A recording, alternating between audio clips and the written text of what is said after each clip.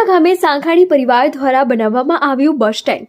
મહેસાણા તાલુકાના ચુડા ગામે વિઠ્ઠલભાઈ સમજુભાઈ સાઘાણી અને ધનજીભાઈ સમજુભાઈ સાઘાણી દ્વારા તેમના માતૃશ્રી સ્વર્ગસ્થ કુંવરબેન સમજુભાઈ સાઘાણીના સ્મરણાર્થે ચુડા ગામે ગળથ રોડ પર મુસાફરો અને વિદ્યાર્થીઓ જ્યારે ઉનાળાનો તડકો અને ચોમાસાના વરસાદમાં ખૂબ હેરાન થતા હતા, એટલે અહીં બસ સ્ટેન્ડ તાતી જરૂરિયાત જણાતી હતી।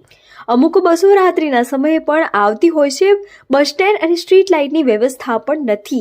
અહીં દૂરના મુસાફરો માટે રસ્તો પૂછવા બાબતે હાલાકી પડતી હોવાથી તેની પણ સુચારુ વ્યવસ્થા કરવામાં આવી છે।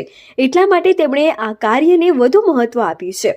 આમ તો સાંઘાણી પરિવાર કોઈ પણ સેવા કાર્ય હોય, ગૌ સેવા હોય, સમાજ સેવા હોય કે વૃક્ષારોપણ હોય, સાંઘાણી પરિવારના યુવાનો રમેશભાઈ, રાજુભાઈ, કિશોરભાઈ, સંજયભાઈ, જિગ્નેશભાઈ, અશોકભાઈ વગેરે હંમેશા તત્પર જ રહેતા હોય છે।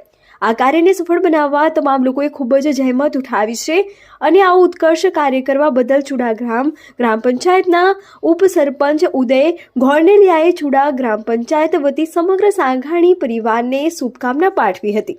રિપોર્ટર પંગોજ વેગડા, ભેસાણા। ગામ ચુડા, તાલુકો ભેસાણ, જિલ્લો જુનાગઢ।